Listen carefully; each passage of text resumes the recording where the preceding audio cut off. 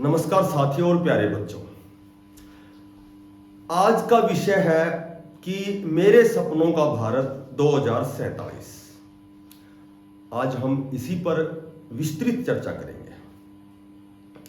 देखो, शीर्षक से ही विदित है मेरे सपनों का भारत 2047।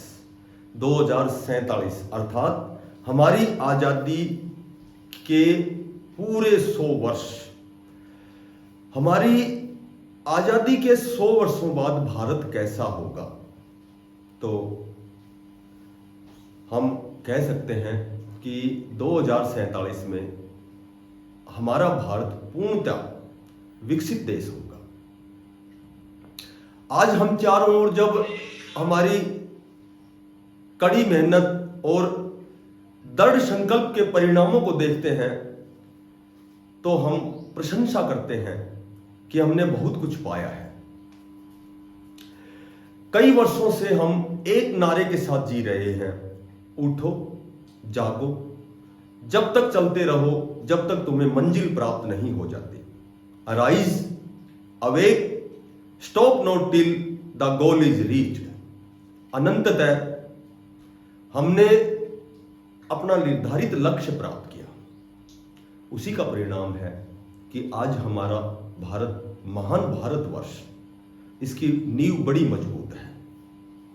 सबसे पहले आज हम छोटे छोटे बच्चों को विद्यालय जाने के लिए उत्सुक देख सकते हैं। बच्चे उत्सुक रहते हैं विद्यालय जाने के लिए।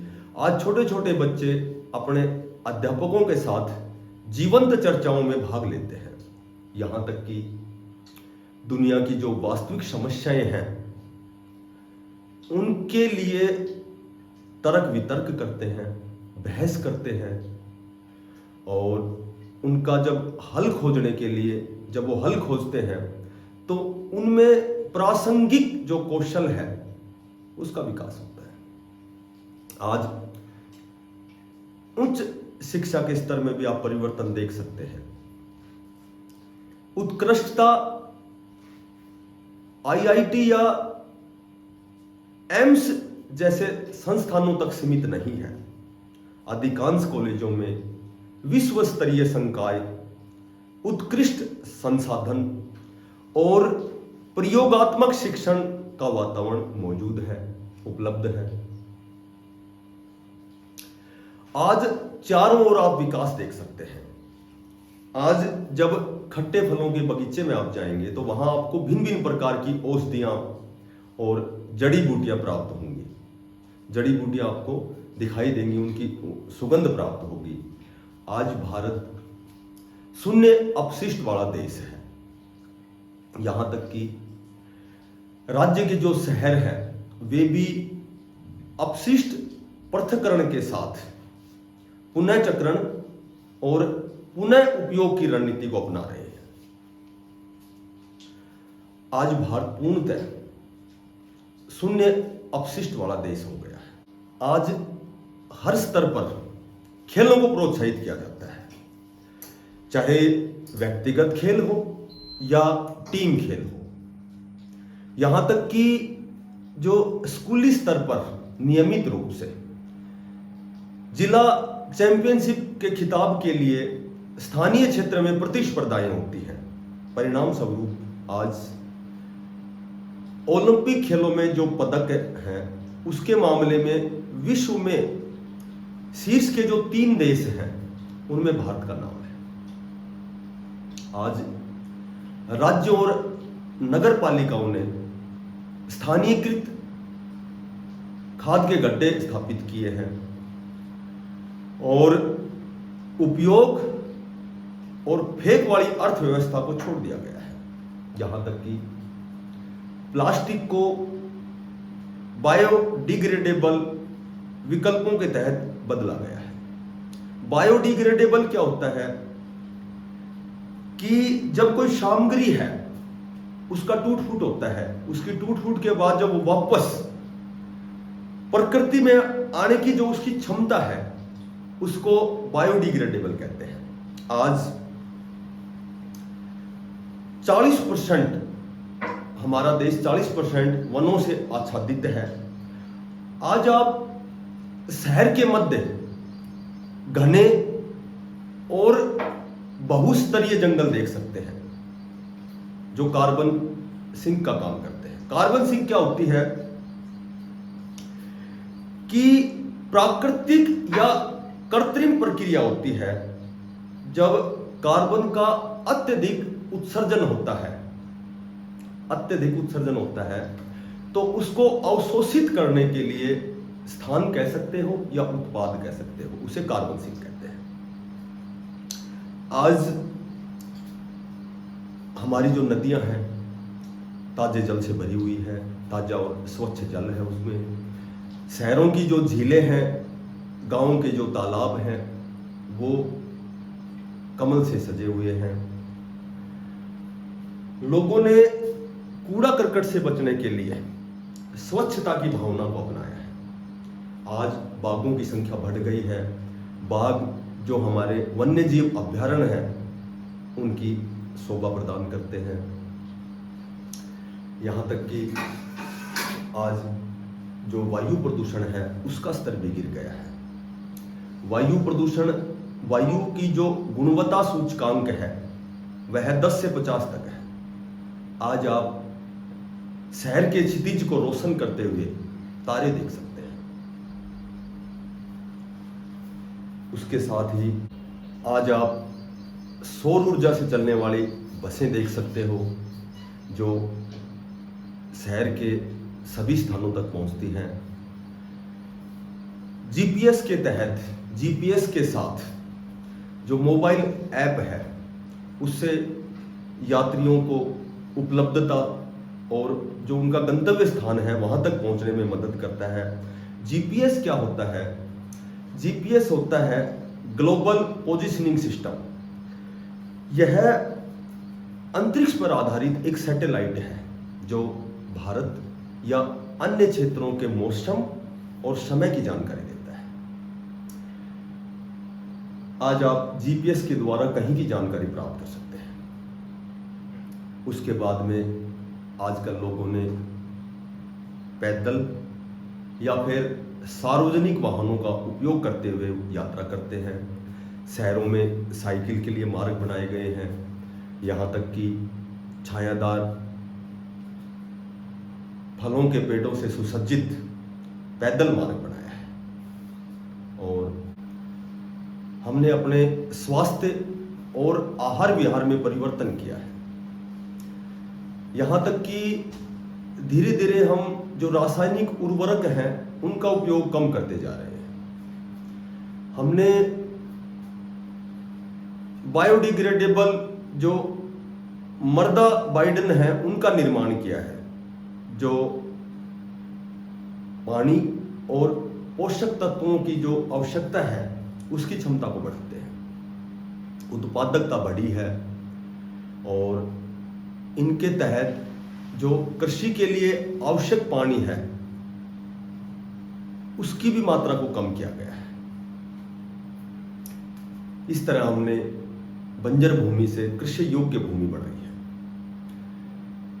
समान वेतन और समान काम, महिलाओं और पुरुषों के लिए समान काम और समान वेतन की धारणा लागू की है। सभी भ्रातृत्व की भावना से मिलजुल कर एक साथ रहते हैं। बुजुर्गों का सम्मान किया जाता है, उनकी देखभाल की जाती है, उनका आदर किया जाता है। यहाँ तक कि नागरिकों के लिए स्वास्थ्य बीमा कार्यक्रम है। भिन्न भिन्न प्रकार के धर्मों और जातियों के लोग परस्पर सम्मान और जीवन मूल्य तथा आध्यात्मिक विकास के लिए मिलजुल कर रहते हैं।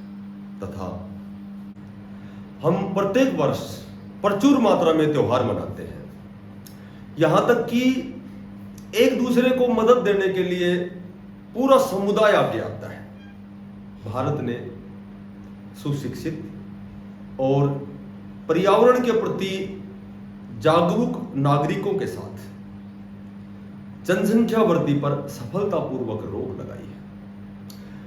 आज सभी नागरिक समान रूप से अपने कर्तव्य और अधिकारों को समझते हैं।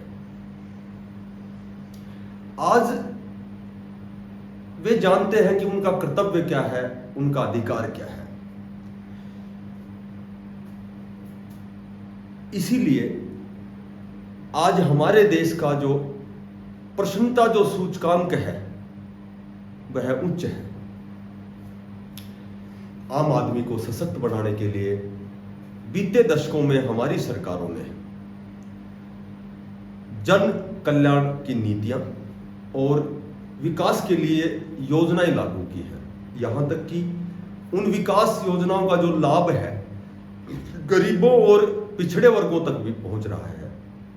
लेकिन इन विकास योजनाओं के बावजूद भी हमारे देश में गरीबी और पिछड़ापन है, क्योंकि सत्यनिष्ठा और नागरिक सहभागिता हमारे मूल मूल्य हैं।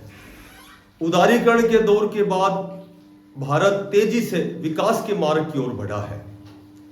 आर्थिक, सैन्य और अंतरिक्ष के क्षेत्र में हमने ऐतिहासिक सफलता प्राप्त की है। मंगल मिशन की सफलता के बाद और रॉकेट के प्रक्षेपण के मामले में हम दुनिया के कुछ चुनिंदा देशों में गिने जाते हैं। यहां तक कि इतनी उपलब्धियों के बाद हमारा देश सुपर पावर के उस दरवाजे पर खड़ा है, क्योंकि देने के लिए हमारे पास बहुत कुछ है। लेकिन इतनी सफलताओं और उपलब्धियों के बावजूद भी हमें सामाजिक और राजनीतिक नैतिक मूल्यों का ह्रास होता दिखाई देता है। व्यक्ति से लेकर समाज और राजनीति तक सभी आज मूल्यहीन हो गए हैं। आज उनमें नैतिक मूल्यों का अभाव है, नैतिक मूल्यों का पतन हो रहा है। सत्ता, पावर और पैसों की चाह से व्यक्ति भ्रष्ट और मूल्यहीन हो गया है, उनमें नैतिकता का पतन हो गया है। केवल इस नैतिक मूल्यों का जो पतन है, इसके जिम्मेदार नेता ही नहीं है, समाज के सभी क्षेत्रों में दिखाई देता है। आज हमें एक बेहतर समाज बनाने के लिए, बेहतर राष्ट्र बनाने के लिए, अपने सपनों को साकार करने के लिए, एक न्यू इंडिया बनाने के लिए हम सबको एक साथ मिलकर आगे आना होगा। तभी हम एक समृद्ध और प्रभावशाली राष्ट्र बना सकते हैं। 2047 में भारत के लिए एक बड़ा दृष्टिकोण है। आतंकवाद, भ्रष्टाचार, गरीबी, बेरोजगारी, यहां तक कि कुपोषण और निरक्षरता जैसी समस्याएं ना हो, उनसे मुक्त हो। हम आशा करते हैं कि 2047 में सारी सामाजिक समस्याओं से मुक्त होकर सभी को समानता की स्वतंत्रता प्राप्त हो। I want my India to be healthy, corruption free, poverty free, hunger free and advanced country।